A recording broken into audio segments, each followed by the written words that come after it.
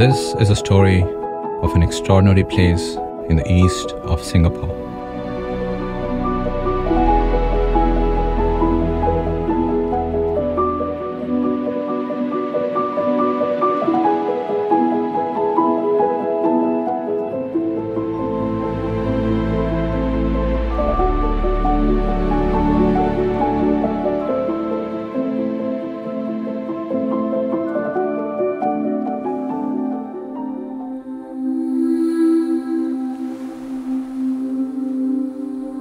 I usually start my day at about 4 a.m.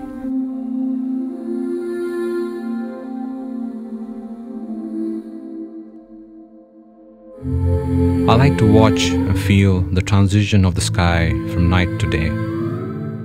Those few minutes and seconds just before the sunrise are precious moments.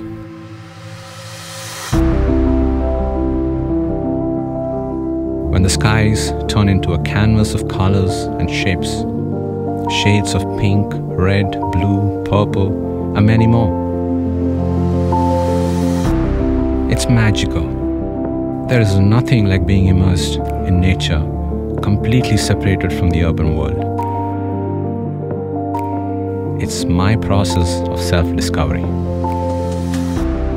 Taking the time to watch the sunrise and connecting with nature allows me to get into a mindset of gratitude for the life I have.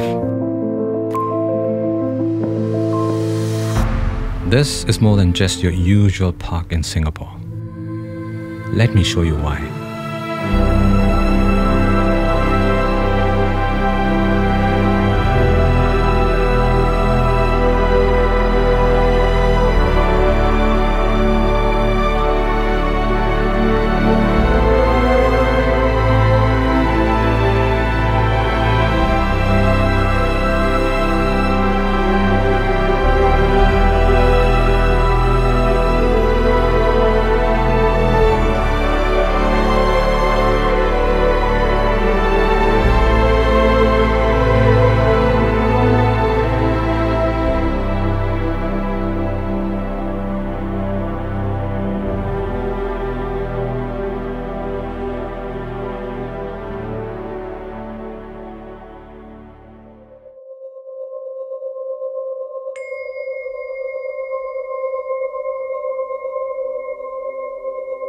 Post-sunrise, my day usually starts with our resident otter family.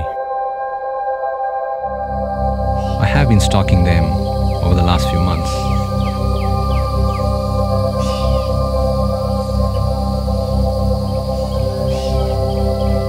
My journey with the otters started back in 2016 when I first moved to Singapore and chose to live in Pasir Ris.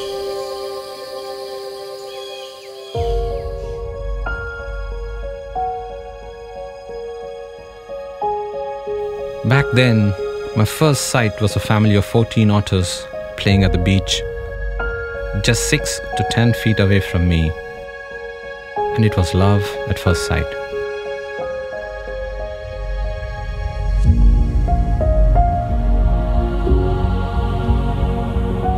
I was curious and fascinated by how comfortable they were in the presence of so many people around, watching them when they went about their business as if we were invisible.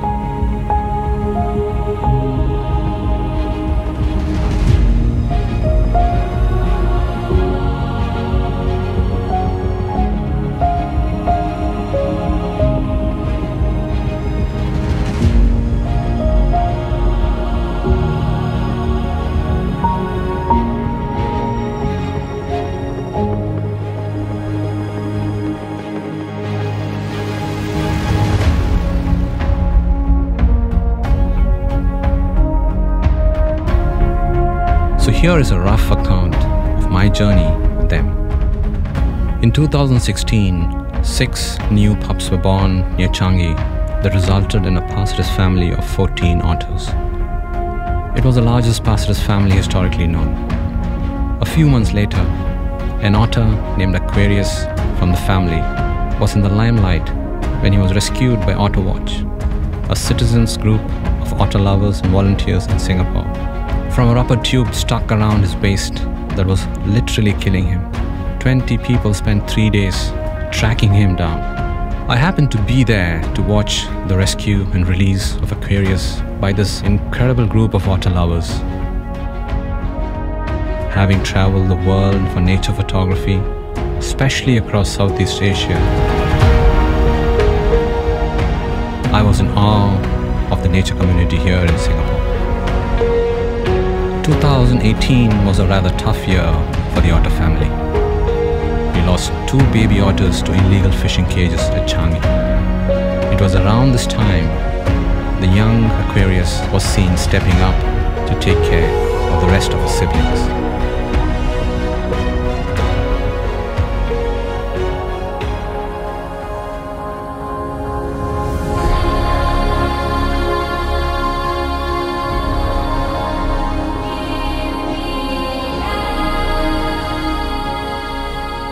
Otters are expert hunters, and it's always a thrilling sight to watch them hunt as a pack in our canals and our waterways.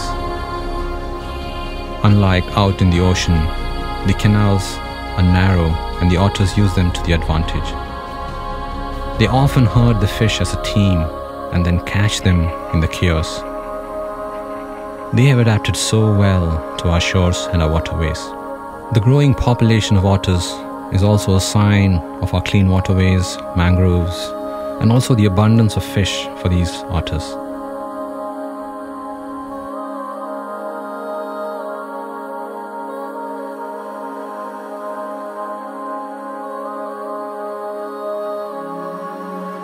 While the otters are busy fishing, our resident opportunistic grey herons are always around, patiently waiting for a quick meal in the chaos created by the otters.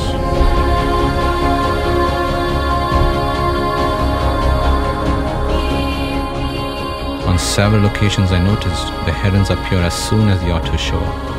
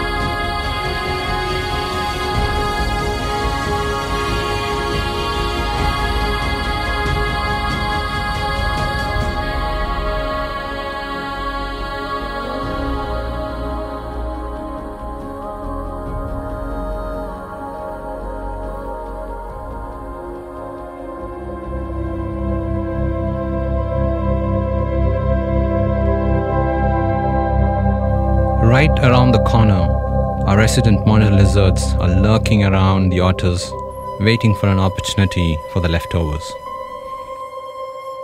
These are very smart scavengers. They know that the otters would always leave behind some dead fish for them. I noticed the otters and the monitor lizards usually respect each other's presence and keep a distance. Occasionally, the younger otters like to taunt and irritate the lizards. It's very interesting to watch the relationship between the otters and the lizards. Especially in the Pasir Ris Park context, the otters in a way seem to indirectly help provide for the herons and the lizards. This is something I noticed time and again.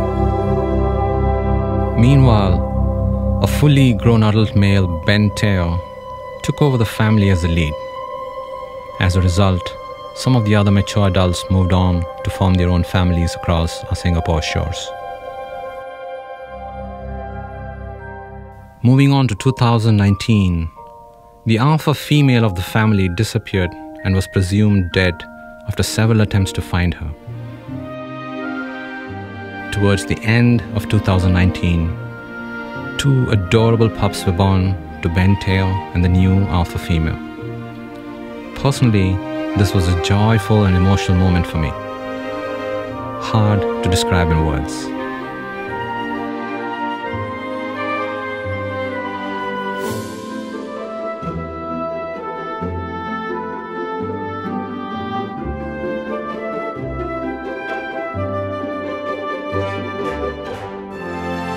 Pasir Ris otter watchers and I tracked and watched them over the next several weeks.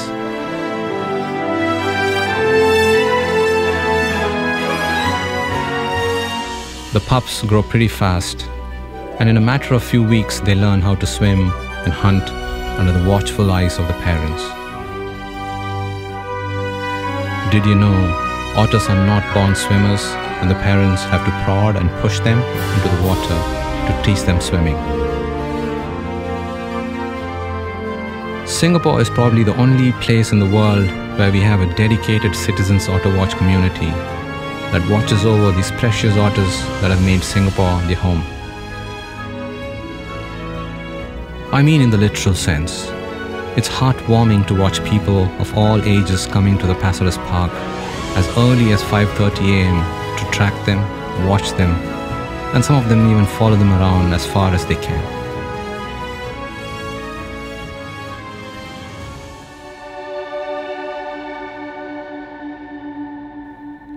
Many of the regular residents, including younger kids who visit the park to watch the otters, can identify each otter by name, and over the years I've watched this tribe grow. How incredible is this?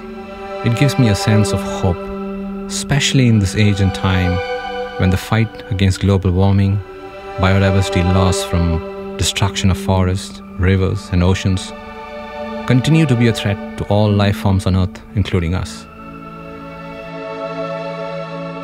I really don't know what the future holds for us.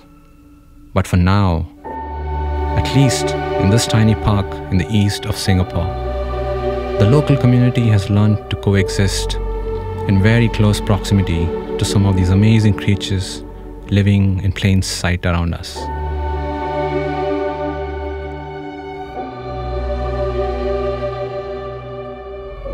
Ben Teo, the father and the mother, have done an incredible job raising these two pups. They are a lot more independent and can often seen play fighting with the siblings.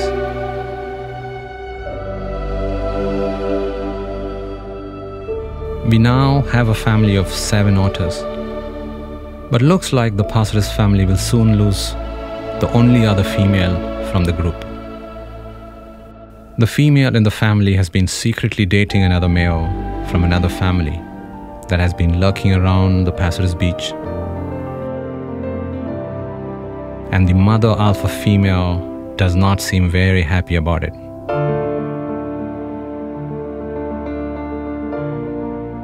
A few weeks ago, I witnessed how hostile the alpha female has been towards the other female. She was literally chased out of the group like an outcast. I guess that's life in the wild side.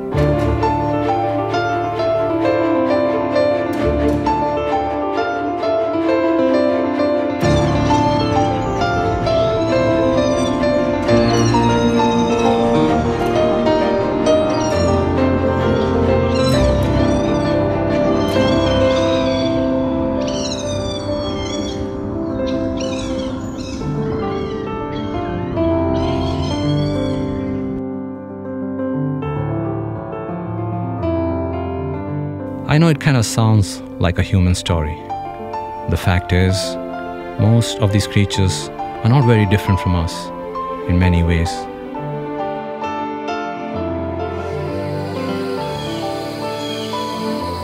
Meanwhile, let's take a closer look at what's happening in the mangroves.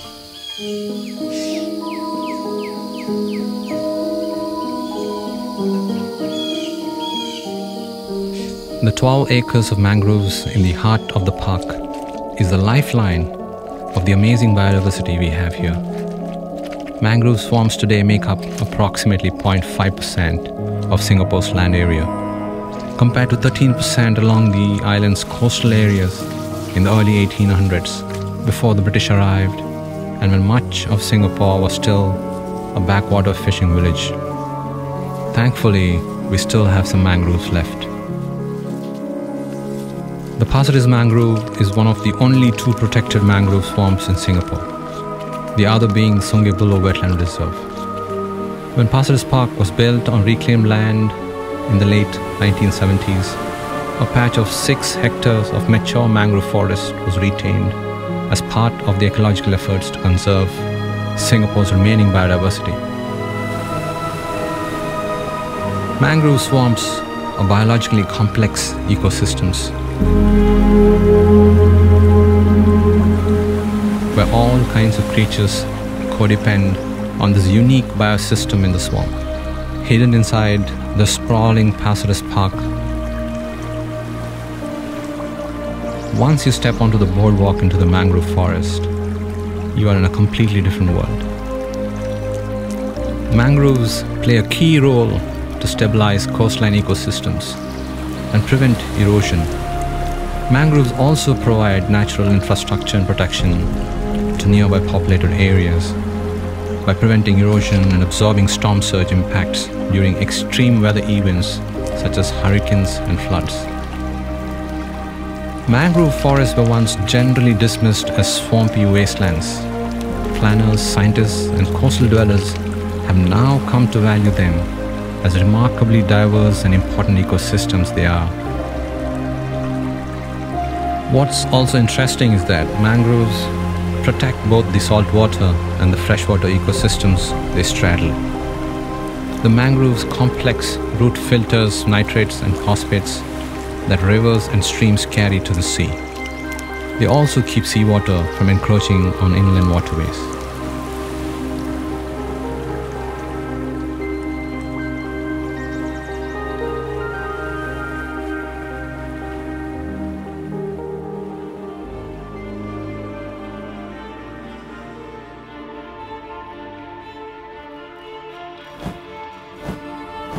Have you ever wished you were a bird?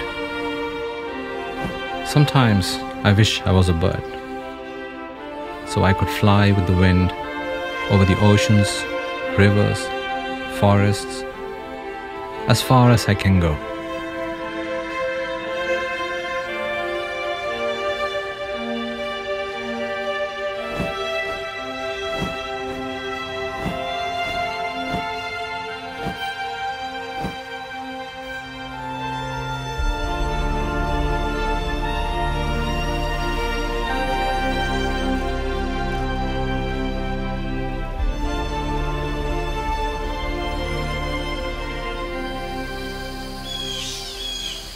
It's a beautiful morning today, but the otters did not show up. So I decided to visit an old friend, One-Eyed Jack, who never fails to show up. He's one of our oldest resident buffyfish owls.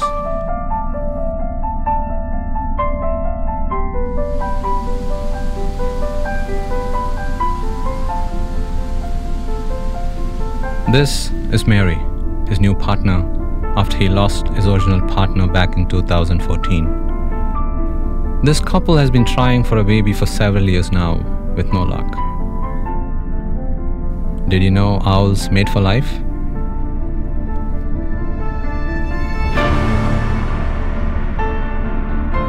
One-Eyed was not always this way. He's been around since 2012. I spoke to Uncle Lai, who happens to be one of the oldest photographers and has been watching over Jack for several years now. Back then, this young bloke had both his eyes in good shape. Somewhere between 2014 to 15, he lost his left eye. He is one of the oldest residents of the park and probably the most well-known character because of his distinctive looks.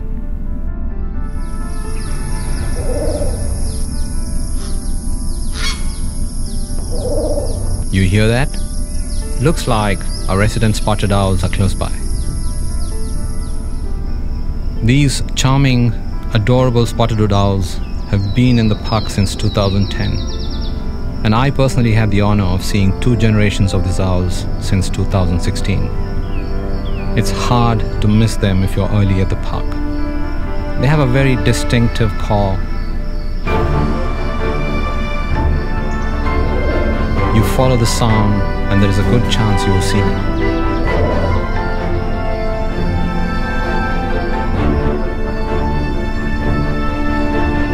This year, they had 2 new adorable owlets, and the family of 4 can often be seen at the park.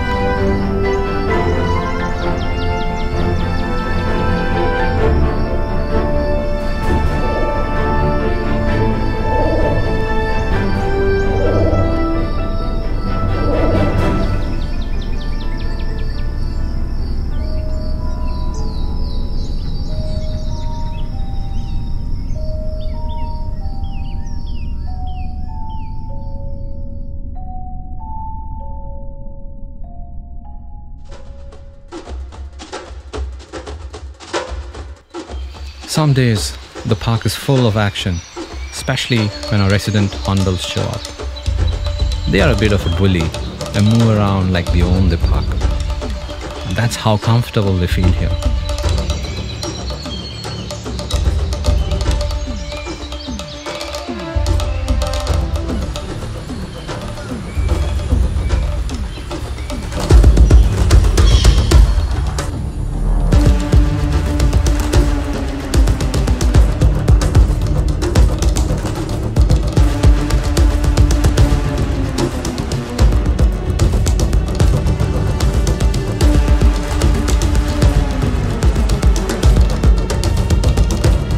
Just around the corner, at the edge of the mangroves, one of our largest monitor lizards is busy foraging for food.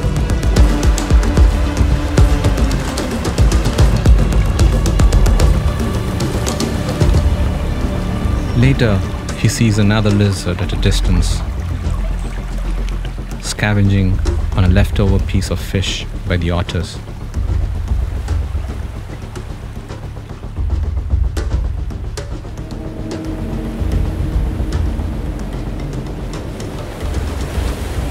Irritated and hungry, he goes on full steam chasing the other lizard.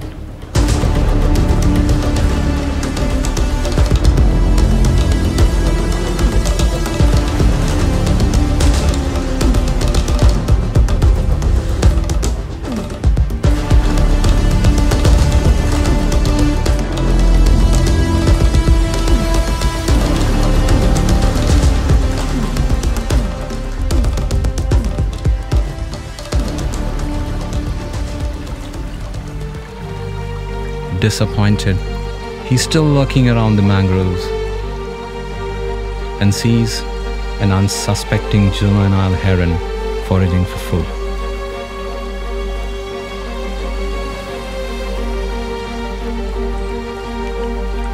He quietly makes his move.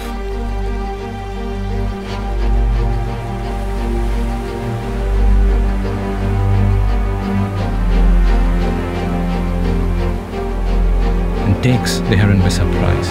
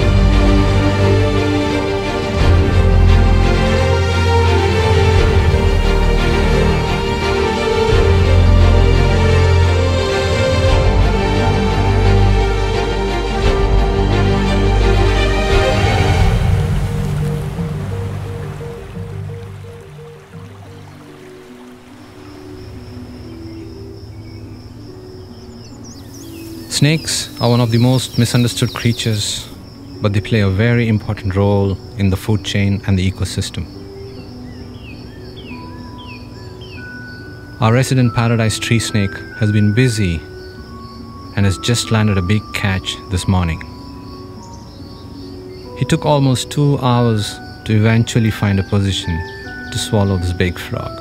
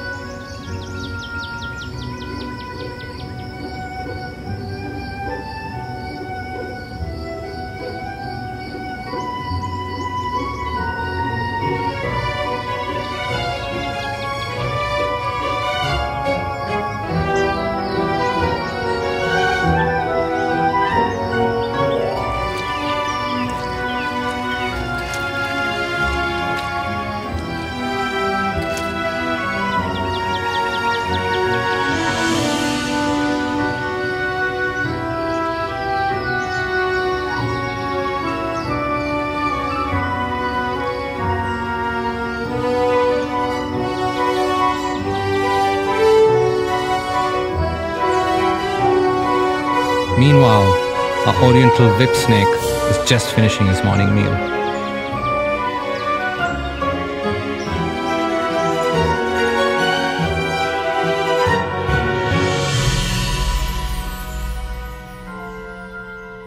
Introducing Blue.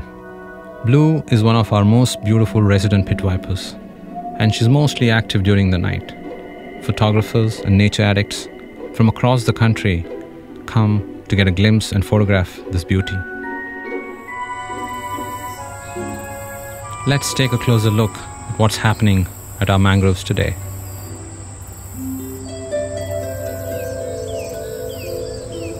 A newborn baby monitor waking up to the morning sun.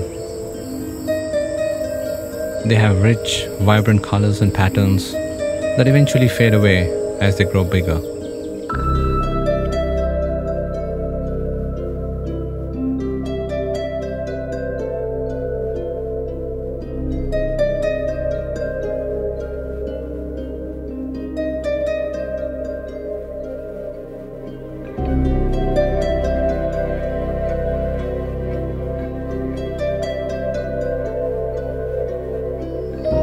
The natural world is resilient.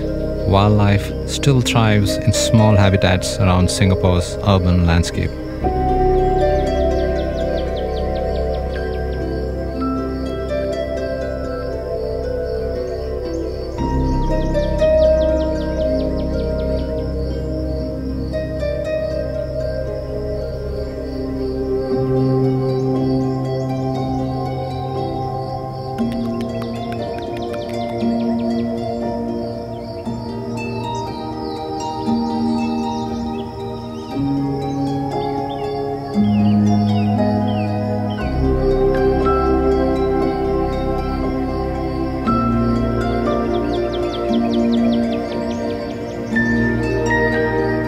Most of these species are common, but I'm not a fan of the term common species being loosely used.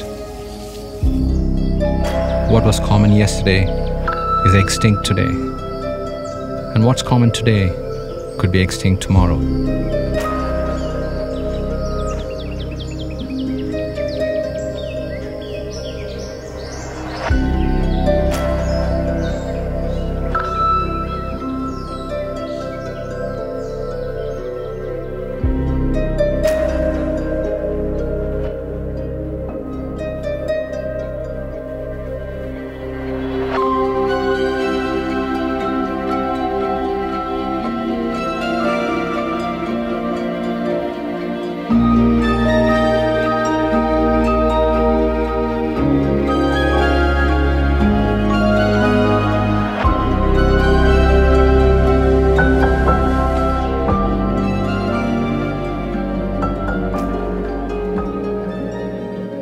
Back at the Kingfisher Pond, the olive-backed sunbirds are busy hovering around and put up a brilliant show.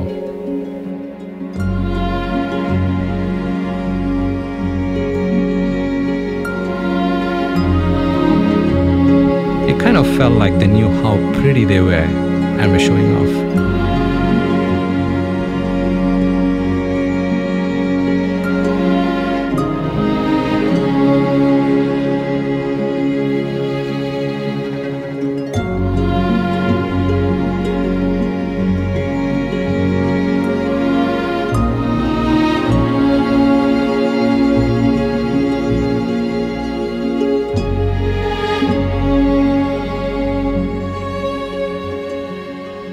Meanwhile, at the other end of the park, the zebra doves are in the mood for love and put up this incredible display of their courtship.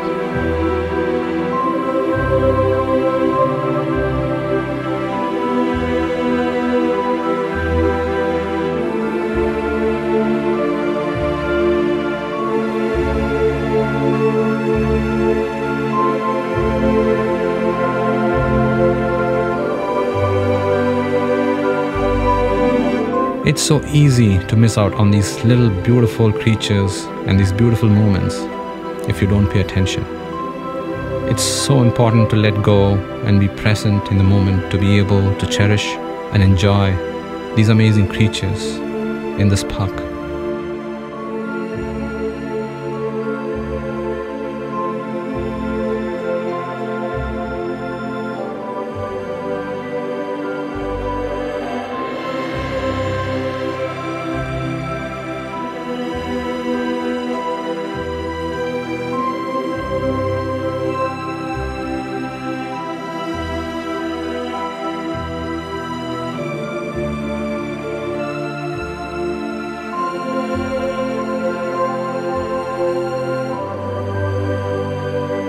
This is the second year in a row the resident Goshawks have failed to conceive a baby.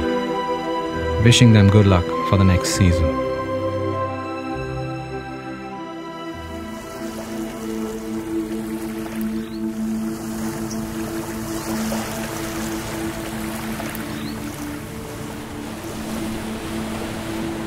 Some mornings are just magical.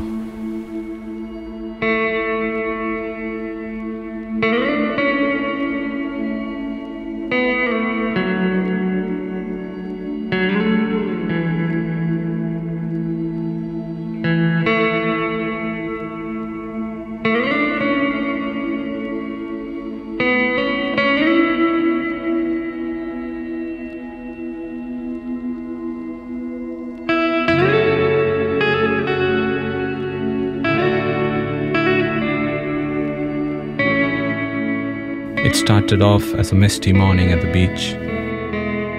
A few minutes later, we had a quick, short shower, a respite from the hot weather over the last week. It's time to enjoy the shower and the cool weather.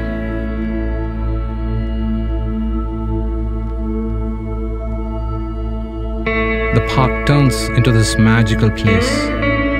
All the beautiful colors pop, cleansed by the rain. Probably my favorite time at the park. And there is this incredible sense of joy among all the creatures at the park.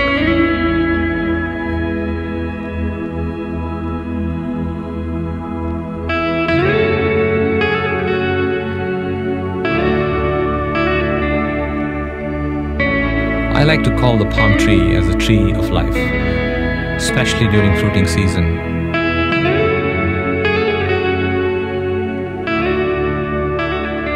With the Singapore Green Plan 2030 in place, and especially the goal of 1 million trees, I'm optimistic that we can continue to conserve what's left of our biodiversity, balancing both development and conservation in the years to come.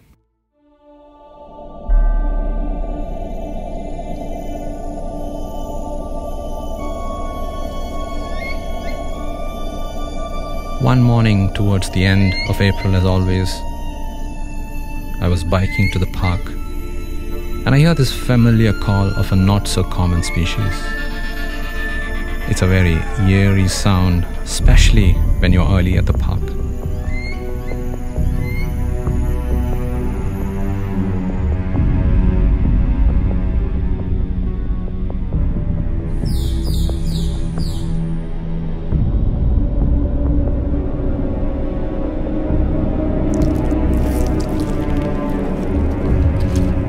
Introducing one of our new residents,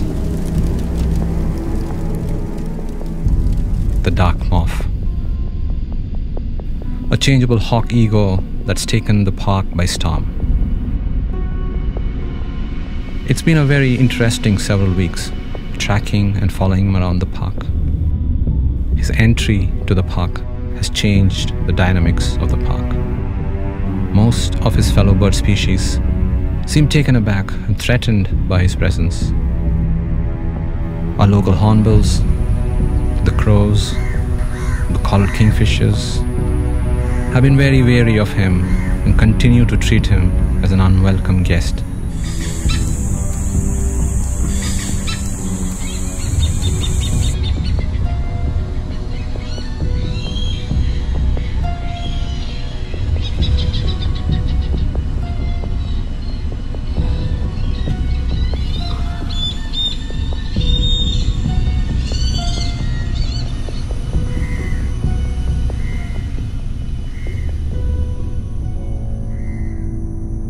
It's been an amazing journey watching him grow into this powerful hunter as the weeks pass by.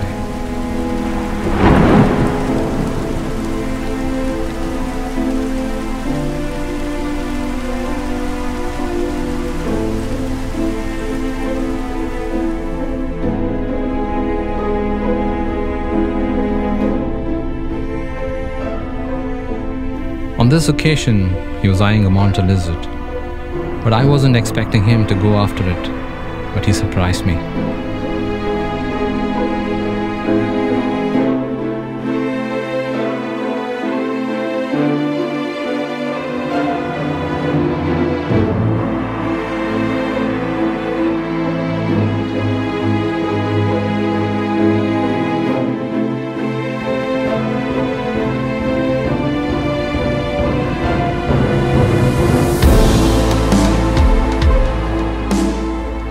Seeing him for the first time.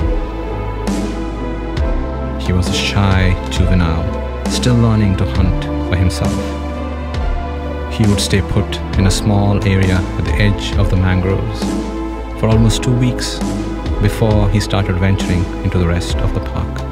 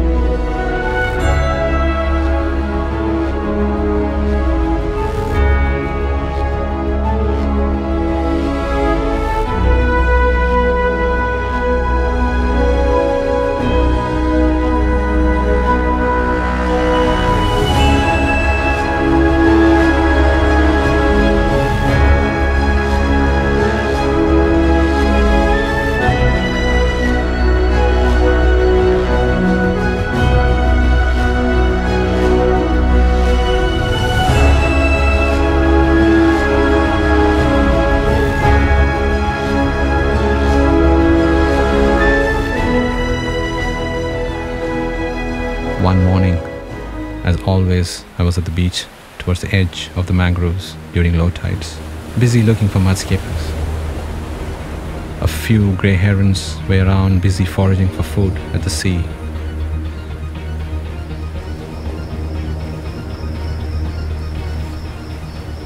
A few minutes later, I heard the herons nervously calling and could sense the tension in the air. I kind of had a feeling the Dark Morph was around, looking at the nervous behavior of the herons.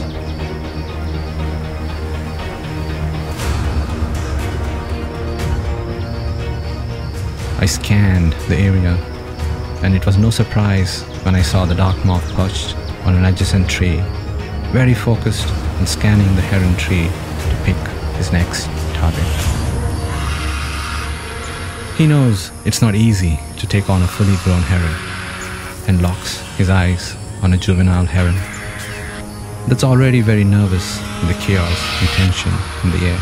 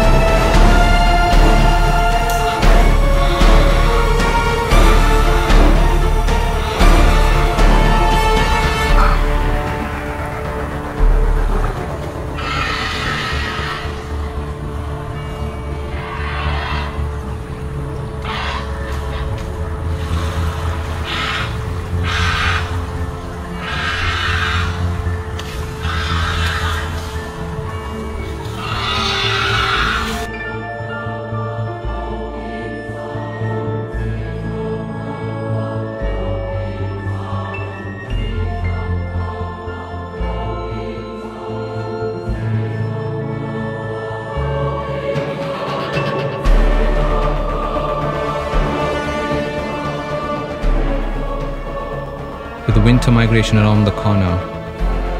It would be interesting to watch how some of our migrant birds would respond to him at the park. In the past, we've had hawk eagles visit Pasir Ris Park, but usually they would stay for a day or two and move on. But looks like Dark Morph is here to stay.